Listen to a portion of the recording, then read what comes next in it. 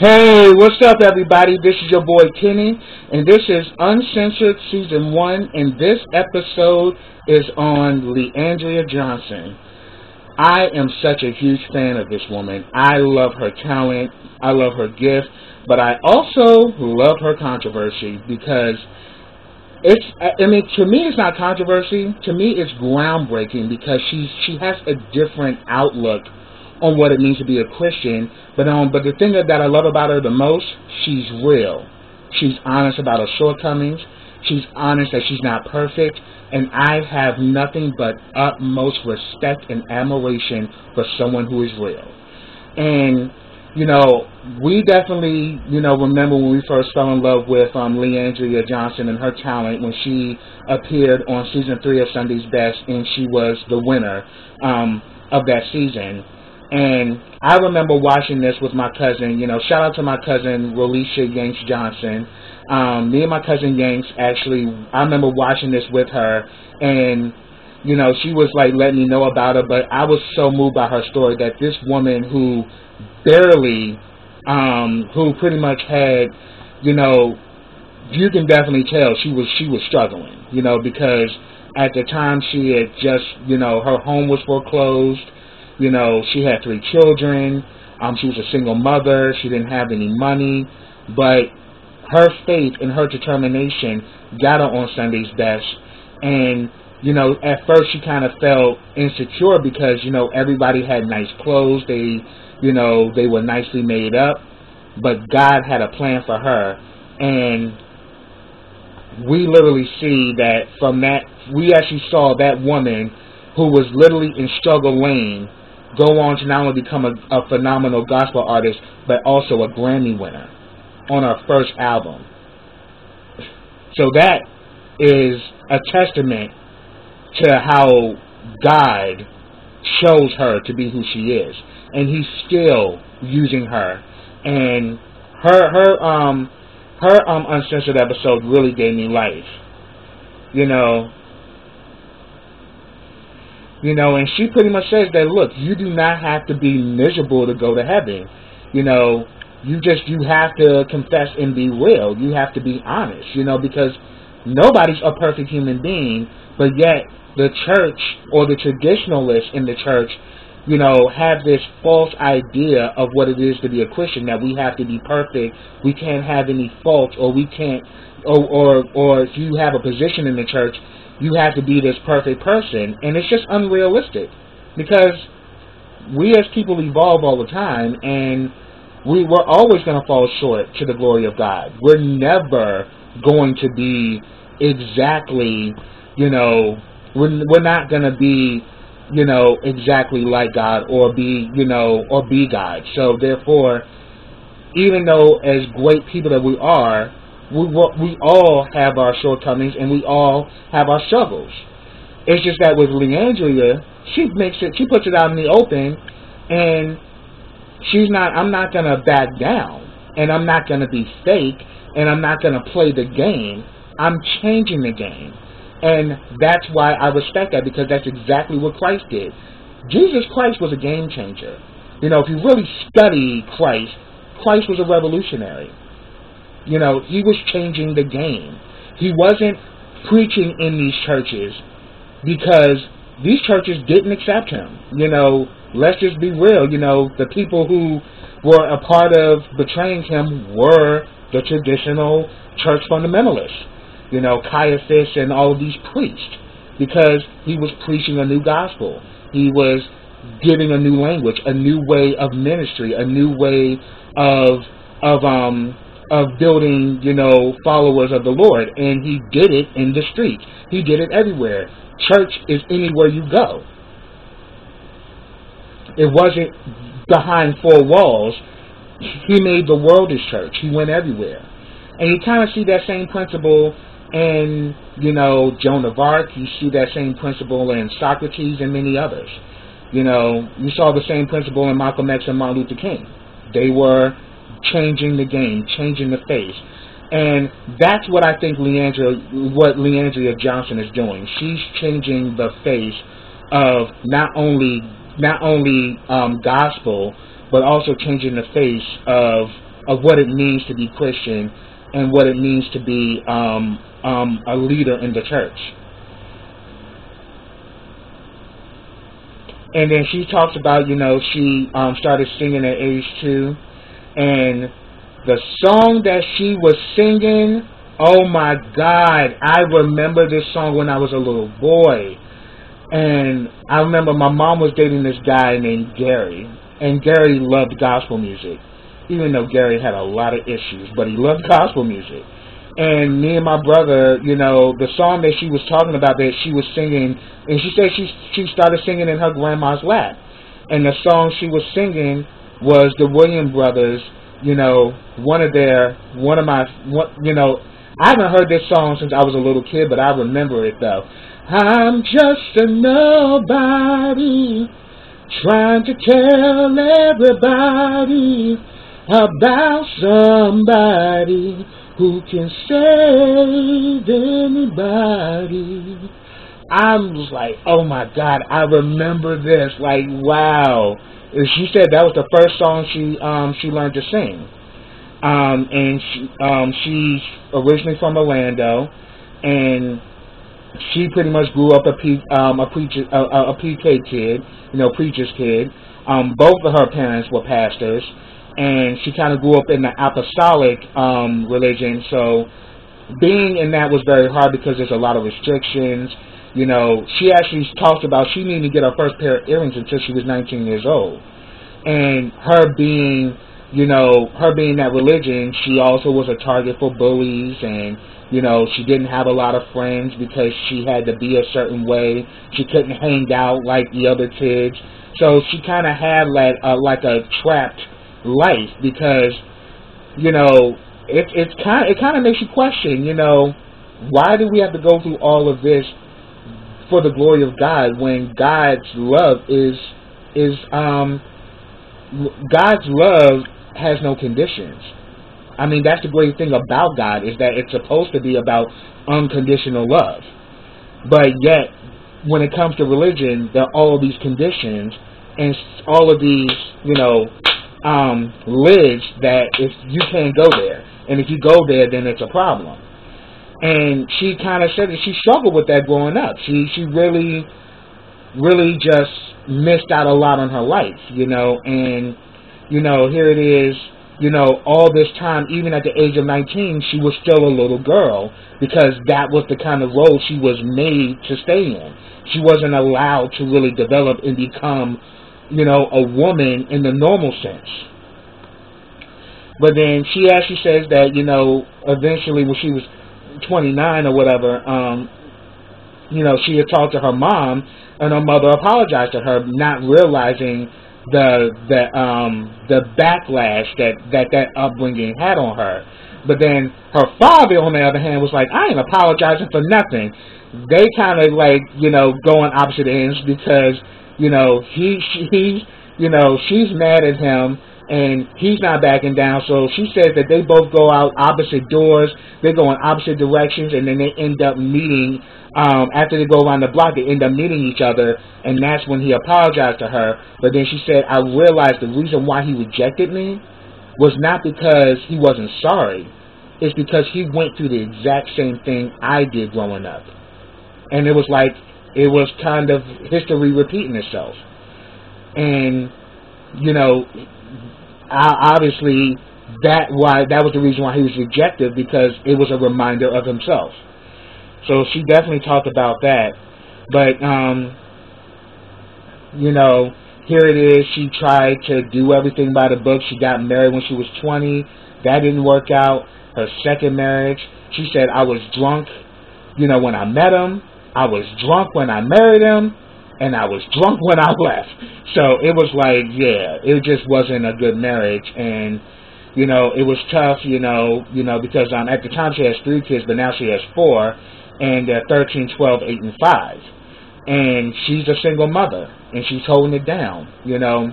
I'm a product of being raised by a single mother. And I've always longed, for my father to be in my life. But, I can say I had a wealth of a mother and I had a wealth of a grandmother who literally, guided me, as much as they could, and some other things I had to learn on my own. I mean, because hey, women, I think they can teach you everything, but being a man is something you have to develop into. And no one can teach you how to be a man. You have to grow in your way of thinking and your way of being is what makes you a man. It's not your possessions. It's not whether you have the house and the picket fence. It's about your state of mind and how you conduct yourself, and how you conduct yourself with people will determine whether you're a man or not.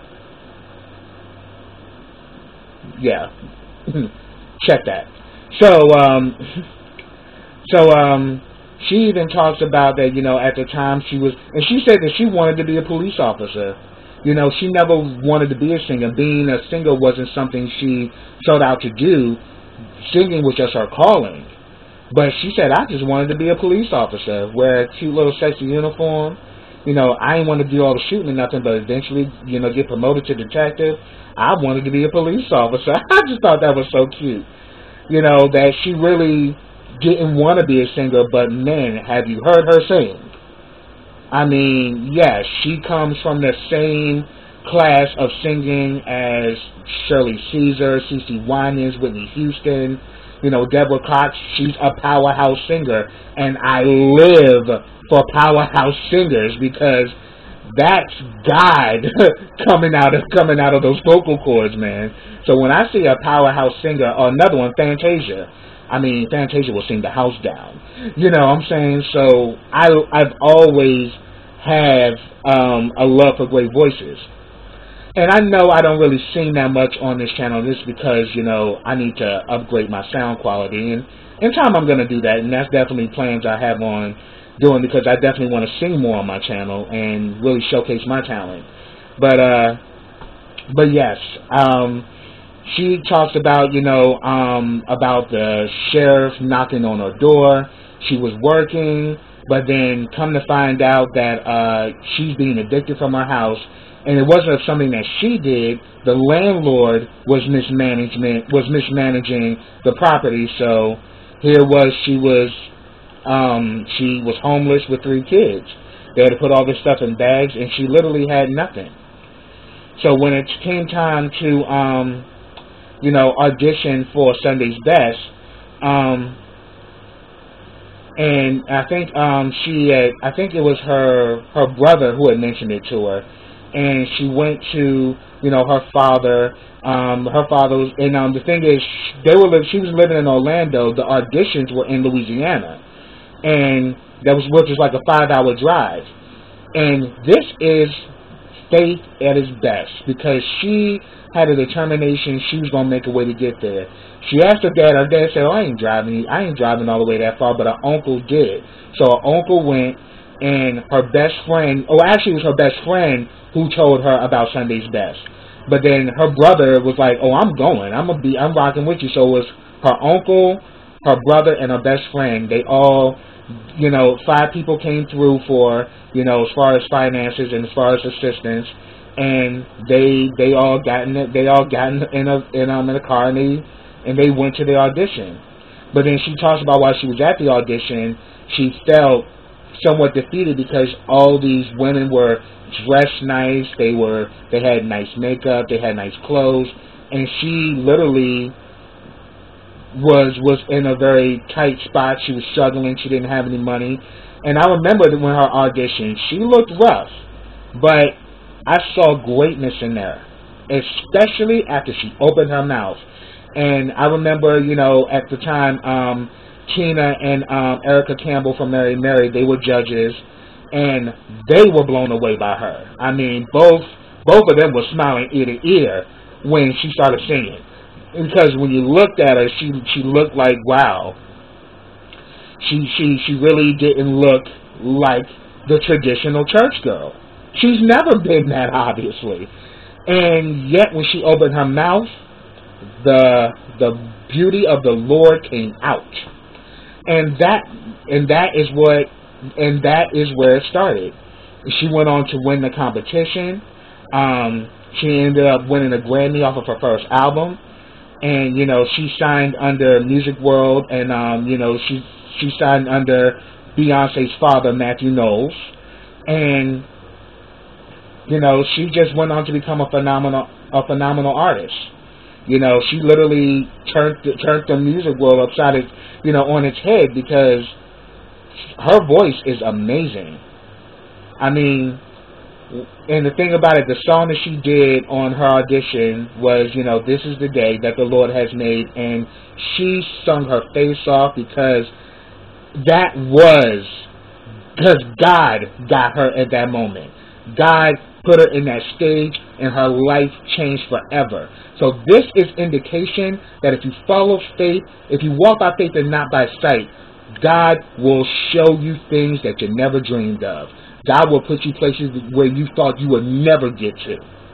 So it's about having that faith and that determination, and knowing that no matter what's going on, if you got God on your side, nothing will stop you. Yeah, somebody may close a door on you, but then so what I'm saying is that someone may close a door on you, but then you'll see a window open. So no one will stop you when you got God on your team.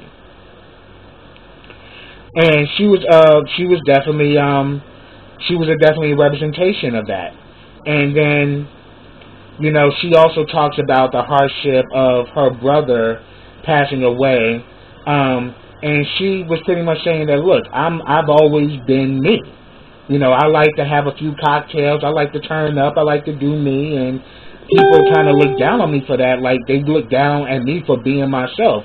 Like, because I'm a gospel singer, I'm supposed to be this certain way. Or I'm supposed to kind of be this traditionalist when I'm not that. And even from that time she auditioned on Sunday's Best, she was always different. And I think that's what we love about her, is the fact that she's not like the traditional gospel singer or the traditional preacher. Because she's a minister as well, but she has her own flair, and she has a new way of ministry. She has a new way of doing ministry, which I thought was very fascinating. Of how to engage, the ones who are lost, the ones who are struggling, the ones who are, who are in the streets, and they're either robbing and stealing, or they're prostitutes, people who have fallen on hard times, or people who are homeless. Her ministry is to meet them where they are, because that's exactly what Christ did. Christ met Mary Magdalene where she was, and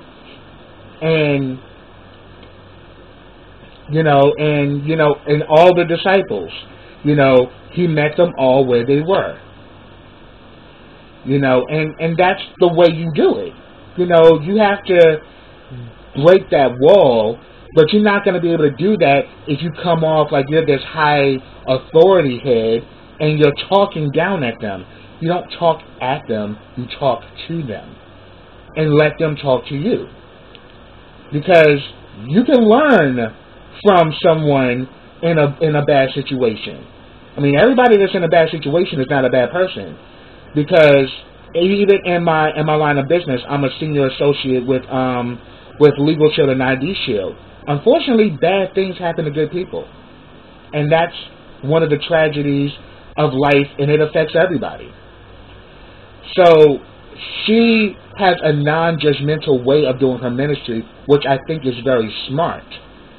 And she also talks about in this episode about how she went through controversy after she was pregnant with her fourth child, and she was pregnant out of wedlock.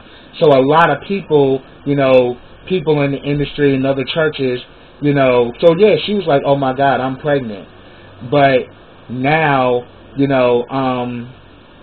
a lot of people are going to look down on her because she was pregnant out of wedlock. A lot of them didn't want her performing at their churches, but then they wanted to invite her after her baby was born. And she's like, really? I thought the same thing. Like, the whole thing about it, regardless whether how she got pregnant, the fact that she had got pregnant out of wedlock, that's still a gift from God. All life is a gift from him. So why are you scrutinizing her for having a child out of wedlock when yet people are doing it every day? I mean, that's where I think why the church needs, like, you know, I'm not going to say we should shut down church, but church needs to be rebuilt and restructured. You know, a lot of these old theories have to be revamped. And, you know, and on top of it, like, we got to stop this senseless dogging and controlling. Like, let people be who they are. Let people live their truth. You know, because at the end of the day, God is looking for true believers. And true Christ-like individuals. You know, being like Christ is more than just going to church every Sunday. It's the way you live your life and how the way you treat people. Because at the end of the day, what you make happen for others, the universe will make happen for you. That's a Christian principle. Don't forget that, regardless of whatever you do. So she talks about how they were all judging her and, you know, were putting her down, like, you know, just talking about her. And they do that a lot in the church. Like, soon as somebody doesn't dress the way you want them to, or doesn't talk the way you want them to, or doesn't have what you have, you're quick to judge and ridicule. And it's a bad habit. It's not godly. And at the end of the day, she's like, look, everybody is not going to agree with me. And even, she says one thing she learned from Kirk Franklin was like, don't worry about what people say to you because it's just their opinion. And y'all know the same about opinions. Opinions are like buttholes. Everybody has one. You know, so people, a lot of times, talk out of their behinds. So that gave her strength. And she said that sometimes it bothers me, but I don't let it break me. Because at the end of the day, I know who I am. And I know God, and I know the fact that I have faith, and because of my faith, God rewards me. And I'm like, you better tell her, Leandria, because she's changed. As I said, she's a game changer. And I think that is her calling, is to kind of go after some of these negative things and to turn them into positive. You know, get those lost souls, people who are really struggling, who really don't see a way out. And you become that person that can level with them and talk to them. You know, and that is what being a Christian is. It's not just you preaching to them. You know, that's not what it is. No, people don't want to be preached to. People want to be understood. They want to be heard. And they want to be respected. Leandria gets that. And I think that's why I find her fascinating.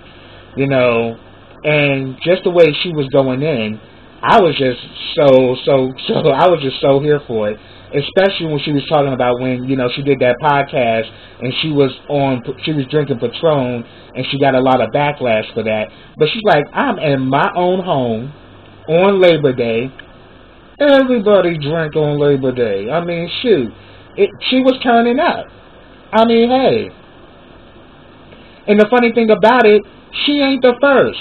I mean, if you kind of like do the history of like the gospel highway, you know, that was like the Chitlin Circuit with some of the most profound artists, you know, in gospel at the time, like, you know, singers like Candy Staton, Lou Rawls, Sam Cooke, the staple singers. All of them would travel this gospel freeway, and they would like literally be on like this Chitlin Circuit tour. And yeah, they had their fun. They drank, they smoked, they had sex, they did all that stuff. You know what I'm saying? She ain't the first one to do that, and she's not perverted with it at all. But the funny thing about it, when it's a man, it's kind of brushed off. But when it's a woman, it's like you're taken to the guillotine. It's kind of like you're giving the Marie Antoinette treatment. Off with your head. And the fact that she kind of stood in who she was and wasn't going to back down and wasn't going to play the game, she was like, no, this is me. You know, I'm not going to apologize for being myself. Am I perfect? No. Tell me who is. And like the line that really got me, she's like, when you get the keys to heaven, let me know. And I was like, that is what did it for me right there. Like, stop judging people. You know, show them who God is, and don't be trying to tell them who God is. Let God radiate from who you are. So I thought that was very powerful. So that's what I have, y'all. If I missed anything, put it down in the comments. I'd love to hear your thoughts. But subscribe to my channel. Click that bell so you get notifications every time I drop a video. Also, check out my business website. I actually have it in the description box of Legal Shield and ID Shield. If you're looking for legal coverage and you definitely want to talk, and also if you want more information, definitely check out my website and also hit me up in my social platforms. I'll be more than happy to talk to you and give you more information. So yes, and also my other social platforms are also going to be listed in the description box as well. Also, like this video, comment on this video, and share this video. And I will be back with the next episode of Uncensored. This was a good episode, y'all. So yes, Leandra Johnson, continue to keep doing what you're doing. You're an inspiration. And, you know, we definitely need to change the face. And I'm glad that you're leading the fight. So until next time, everybody, take care.